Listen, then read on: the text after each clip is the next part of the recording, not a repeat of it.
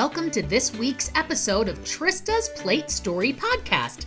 I'm Trista Polo from iwokeupawesome.com, and I am your host. Each week, we learn the story behind that vanity plate. The one you saw driving down the road. What did it say? What did it mean? Why did they choose it? This week's plate owner is Savannah from Dallas, Texas. Her license plate, IPARTY, was a birthday present from her BFF. We talk about why she chose it, plus we dish on fun topics like crocheting, dogs, and our forced staycations. I wonder if you'll see yourself in our discussions about quarantines, shelters in place, and working from home. Well, let's dive right in and get to the good stuff. Okay, welcome. We are here for the next episode of Trista's Plate Story podcast, and I'm here this week with Savannah from Dallas, Texas. And Savannah has a very cool license plate. It's IPARTY, and it's actually one that I came across on Reddit. Tell me about your plate and why you chose IPARTY for your license plate. Well, I'd always been really interested in license plates, which is really cool that you do this podcast because I'd always take a note of when I see vanity plates on the road or even just normal plates where the letters like just coincidentally spell something out. Growing up, my mom's plate was F90 Sly, and I always thought that was really funny. It was an old Cadillac too, so I thought it was really cool, and I would always like make up ways to remember my friends' license plates and stuff. If it didn't spell out a word like my mom's did, I would come up with little acronyms to go with their letters. And my friend knew this about me, and so she was like, "Hey, I have a really cool idea for your gift." But the thing is like, as much as I'd really want it to be a surprise, you kind of need your input. So it's as far as I can go with it. So I wanted to get you a vanity plate. And since it's going to be in your car, I wanted you to pick what it said. And I was like, dude, that's like a super awesome idea for a gift. And she told me there was a website where you could go on and you could type in and it would tell you whether or not it was available in Texas. And so I tried a few at first. I tried like 2 with the number 2 legit. And because I wanted something like funny. And then I thought party would be funny, and I tried party, it was taken. I tried party with 2 R's or 2 Y's or 2 P's. They were all taken. And so I was telling my boyfriend at the time about how I was like, do you have any good ideas? I've tried all these things. And a movie that we both really liked at the time was Hot Rod starring, why am I blanking on his name? Adam Sandberg? Yes, Andy Samberg, sorry. Andy Samberg, yes. And in the movie, there's a part where he's introducing Isla Fisher to the rest of his friends, and he's like, my name is Rod, and I like to party. And then it goes to his friend, and he's like, I'm Dave, and I also like to party. And he's like, no, I already said that. And it gets to this fight. Everybody introduces himself with, I like to party. He's like, I'm the only one who parties. I party. So I was like, there's no way if those other ones were taken, this one's going to be available. But I typed it in and I was like, oh my gosh, it's actually available. So I was like, I have to get it like right now. So I got it. My friend thought it was a great idea. And so yeah, that was kind of like where it came from. I just wanted something funny. And I still can't believe to this day that one wasn't taken at the time. So yeah, me too. You got really lucky with that because you're right. When you go to the database search thing, it's sort of like a URL. All the good ones are already gone and you have to get pretty creative. So I love that you got that one. When Savannah and I first connected on Reddit, she shared a funny story of something that happened because of her plate. Here's what happened. I had gone to work, which at the time I was working at a bar, which is here just in the heart of Dallas. And we at the time were having to park on the side of the street, a lot of us. And so I parked and I was at work for like a few minutes and realized I left something in my car. And so I went back out there and it was like afternoon and someone had left a note on my car. And I was like, oh no, did I like park in front of a hydrant or block somebody in? And I went and looked at it. It was like, I also like to party. Would you like to go get some frozen yogurt or pudding sometime? And then it was signed with it was signed Rick Perry with a heart as the I. Yeah, I think that's hilarious. And they didn't leave a phone number or anything. No, and I doubt they were really named Rick Perry. I think that was just because he was our governor at the time, and I thought that would be funny. That's funny. So you have had the license plate for quite some time. Yeah, last July, its 10-year anniversary. So I got it for my 22nd birthday as a gift from my best friend. Do you think you'll keep it? Yeah, I think so. I joke and always say it's with Dallas, it's easier to just pay the extra to renew the plate each year than to like have to go downtown and get like new plates. So that's what keeps me from doing it, because you do have to pay a little extra. I mean, I don't know how it is in other states, but in Texas, you have to pay a little extra with your registration like every year to keep the plate. And I mean, it's not much, but to me, it's totally worth it. And I think I'll keep it just because at the time I was like younger. I was like 22. I worked in a bar and I went out a lot more. Still wasn't much of a partier, which is why it was funny. But now my hobbies are like I crochet, I do crafts, I'm at home most of the time. So it's kind of like a bit of ironic humor in the fact that I really don't. So, and that'll probably continue. So it kind of gets funnier the older I get. Like I think it'd be really funny if you saw like somebody who was well into their 50s get out of a car that had an IPARTY license plate. Yeah, exactly. So just to get this straight, like you are not a partier, but you got the iParty like sort of like as irony. Yeah, pretty much. Yeah. I'm definitely out of my friends more one of like the tamest ones. So oh, really? Yeah. Well, at the time of this recording, we are on lockdown here in New York. Are you guys in lockdown as well?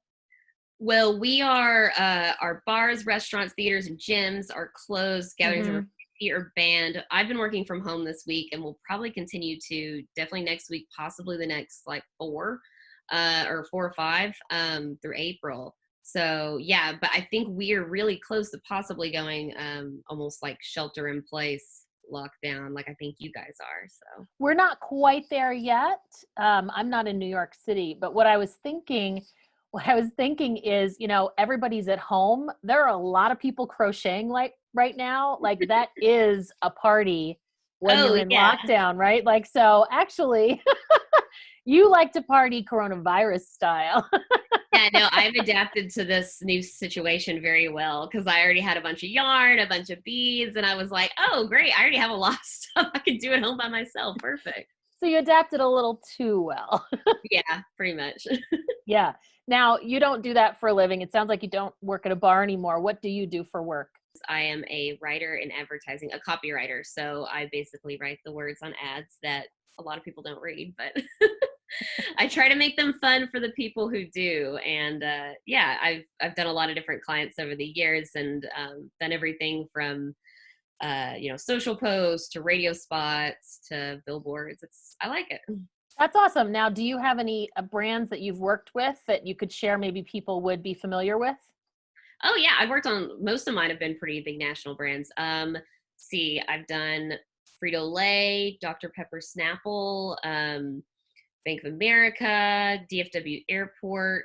So you're pretty creative. How else do you express yourself artistically? I do a lot of different crafts, like crocheting. Right now it's crocheting and these things called perler beads. I don't know if you remember, there are these beads that you put on like a little grid and then you run the iron over them and they melt together, which is kind of, it creates this art that looks very pixelated. So do you have anything you can show us an example of? That sounds very cool. I've never heard of this. So over Oh, here. fun. Is that? Oh, okay. I see. Yeah. Yeah. So yeah, it looks kind of pixelated and so it works really great for like video game stuff, obviously. You can see here. But I started doing little Pokemon just because they're really colorful and there's a bunch of different ones to do. I would make the Pokemon ones and put little tags on them that would tell people they were a free magnet, and I would go put them out in like really busy areas. So it was just kind of like a found little thing, like an Easter egg. Yeah, and I love that.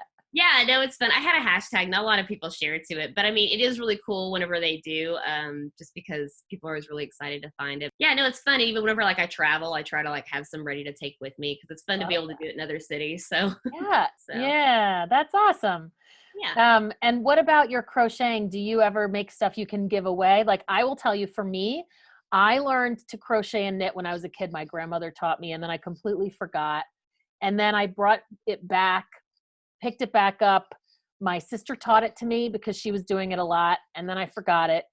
And then I let YouTube teach it to me, and I gave up like 20 times before I finally got back my mind around it. But I've only ever been able to do like scarves and blankets. I just did a fingerless glove this past season, which of course then, because I figured out how to do it, I had to give it to everybody for Christmas. But I'm very limited in my crochet skill. So what kinds of stuff do you make, and do you keep it? Do you give it away? Well, I kind of had a similar thing with you. So I started, my friend was doing it and I was like, oh, I've always wanted to do that. And so I sat next to her while she taught me, and I kind of just knew some of the basic stitches then. And I kind of got, I'm not even sure why, I kind of just dropped off of it. And so I picked it back up, and I was like, and I didn't really challenge myself last time. So I'm still not where I'd want to be, but I did learn how to do a cable knit, which was one of the more complicated things I had ever done. And I feel like I've learned enough of the stitches. My end game on that is I would like to be able to do little dolls. Actually, I think anything that is in my crochet box right now is stuff that I'm like waiting to give to somebody. Like I don't ever wear my own merch. I think it's partially because I can see all the mistakes in it too. Like, I know that is other tough. people won't. I made a hat because I wanted to see if I could do it. And it came out really cute, except that it just keeps getting bigger. So now when I put it on, it sort of falls right to the top of my glasses, but it's very warm. So I kept that for myself. I am sort of disappointed that I ran out of steam on the fingerless gloves, because they're not gloves with fingers. I was not ready for that. But I was pretty proud of myself when I did the first one and it actually had a hole where the thumb goes. I'm like, oh my God, look what I did. I'm so excited. When you see it like coming together and looking like what it's supposed to be, you're like, okay, cool. Yes, exactly. And the only reason I did the gloves is because a friend of mine, I was at her house. We work really closely together. And I was at her house, and on my way out, she said, I think I know what I want for Christmas. I want you to make me fingerless gloves. I mean, I was walking out the door and I'm like, okay, like that's not happening.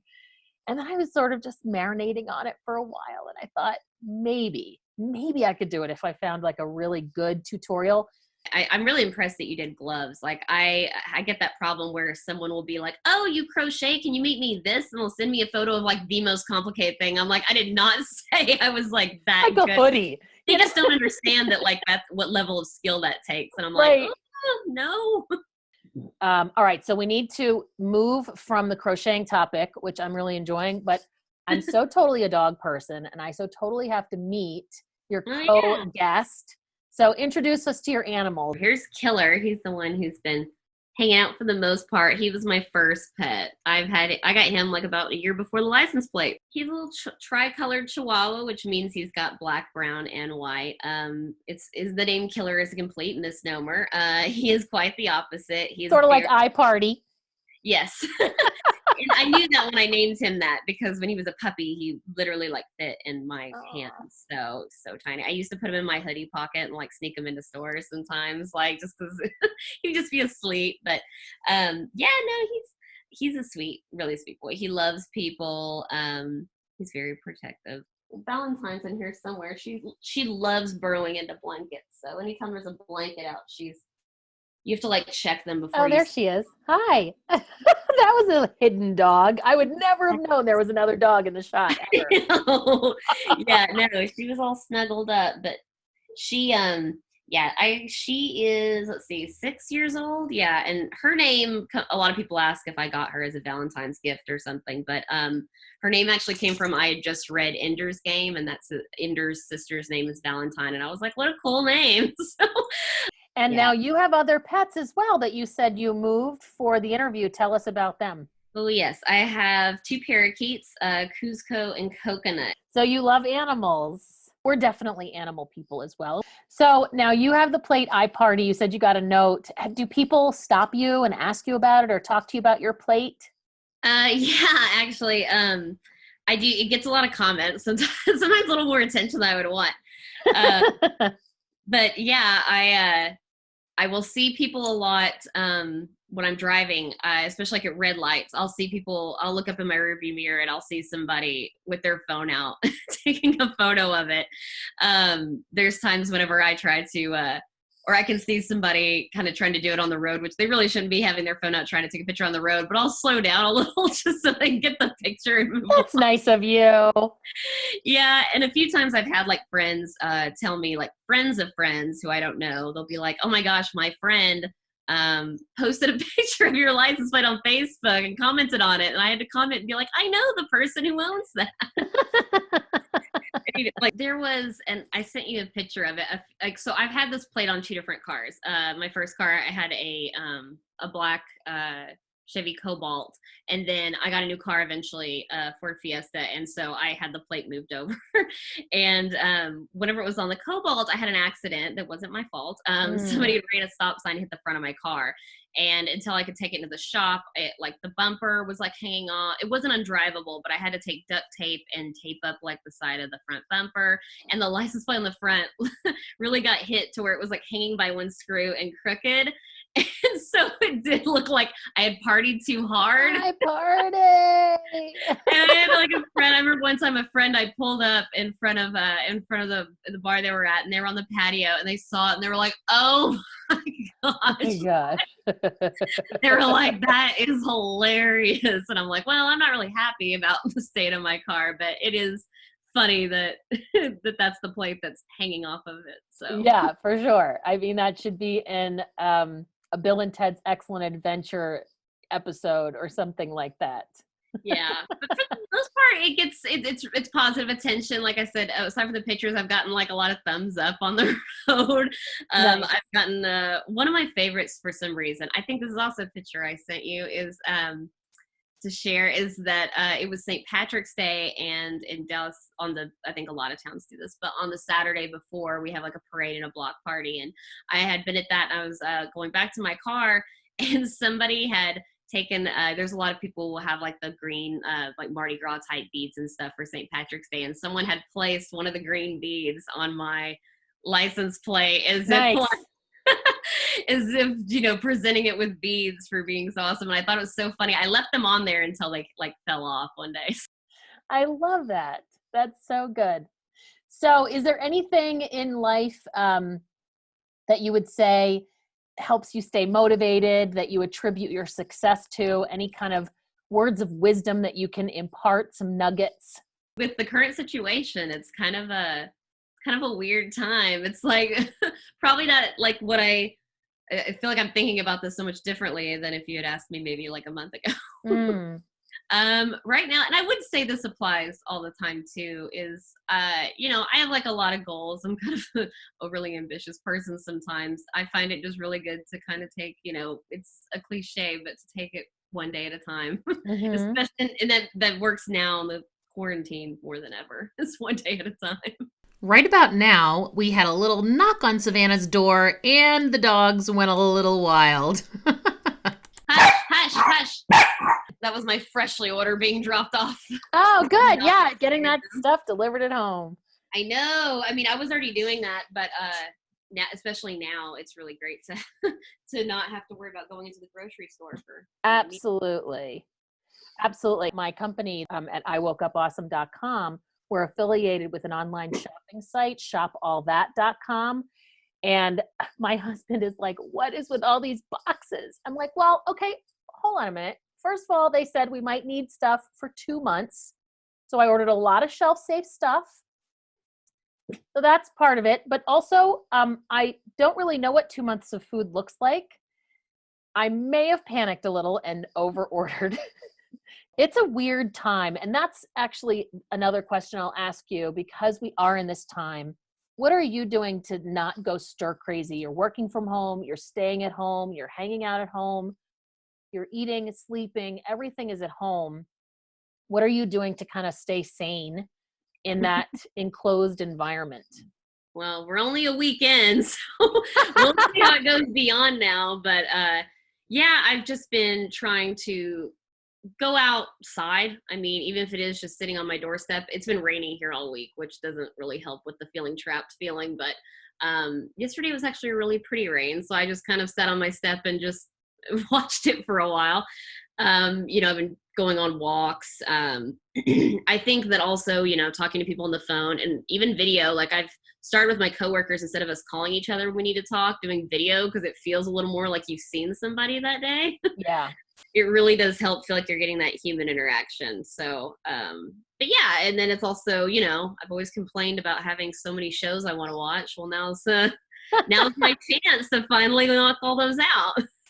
We definitely have found time. For me, I will say I work from home. And so it's sort of business as usual for me, except that I'm having many more meetings on Zoom than I am in person.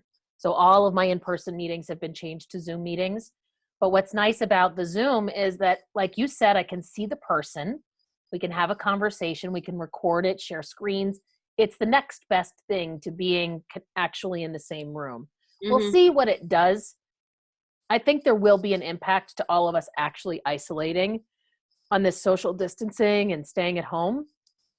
But at least, I mean, I'm just imagining if 10 years ago even this had happened, where not everybody had a cell phone, not everybody had technology right? Like it would have been a very different kind of coping that we would have had to do. I was thinking that same thing earlier today. I'm like, if this had happened 10 years ago, I mean, we had the technology, but we're having to like access our server and send like these huge files to one another. I'm like, there is no way we'd be able to do this. But it's amazing, you know, like necessity being the mother of a lot of things. They say invention, but it's the mother of acceptance, of contribution, because we're all forced into having to reinvent what it looks like to watch the arts and participate in meetings and work and live. I think that's what's really interesting about this situation is that like everyone in the world, to an extent, we're in the same boat. Like it's a very shared experience. Like, and I think that is helping. I think that's really going to kind of help people be empathetic about the situation because we are literally all experiencing the effects of it. You're absolutely right. And I completely agree with that. That's a very good perspective, that because it's happening to all of us at the same time, we have a lot more empathy, a lot more understanding, because we're going through it together. Very, very good. So that's everything that I had. I do want to ask you if you have one question that you'd like to ask me, just to turn the tables. I guess my question to you would be, once this whole quarantine is over, what is the first place that you're going to travel to? Or at least want to? I have two sisters. They're both pretty far away. One lives a couple of hours away in New York City, and one lives about 3.5 hours away in Baltimore. And I would say that would be the first thing, is hanging out with family. My sister in New York City is a photographer. She's an amazing artistic, creative photographer. And each year for my birthday, we spend the day in New York City hanging out, and she takes a photo of me. And so this is the third year we're going to do that. And so we haven't done it because all of this stuff's going on. So I definitely want to go see her, spend the day with her, and also do whatever the portrait's going to be. And then my other sister, who's in Baltimore, she's actually quarantined herself in a cabin somewhere in the middle of Pennsylvania with her 2 kids. And she was supposed to come with my mom and her kids this coming weekend, tomorrow, to hang out with me for my birthday. And they're not coming because we're all sitting at home in our own houses. So I probably would make sure to see them, you know, my 2 sisters and my mom, and just have like some delayed birthday gratification. Yeah. It's a good question. Yeah, that's good. I mean, I don't know. Maybe we'll still be doing this in a few months, and that'll be the new question you get asked by everybody. I know. Well, I'm thinking, you know, I said, how are you coping with being inside? And you said, well, it's only been a week. And I thought, yeah, you're right. I mean, how are we all going to feel a month from now? It's been a really long week, though. It's been a really long week. I actually have been busier than ever, right? Because I'm a work from home person, and I train people to work from home, and I coach people to work from home, and I build teams of people that work from home. So I've been super busy this week. Oh, I bet. Well, Savannah, it's been so much fun to hang out with you and your puppies. And do you have any final words before we end for today? Just that if you're ever in Dallas and wondering where the party's at, it is very likely not where my car is. That is the perfect thought to end on. Savannah, thanks so much for being with me today. I've had a blast, and I appreciate you being a guest on Trista's Plate Story podcast. Yeah, thank you for having me. Thanks for joining us for this week's episode of Trista's Plate Story podcast. Please subscribe to get the story behind all those vanity plates driving with you on the road. A new episode comes out every week. And if you would like to nominate the owner of a license plate, including you, or visit any of our partners and sponsors, come and see us at platestory.com and give us the details. That's PL8STORY.com. If you enjoyed this episode, or you're looking for something to do on your staycation, go ahead and get the rest of the episodes and share this podcast with your friends. I'm Trista Polo, wishing you well on the road to your next adventure.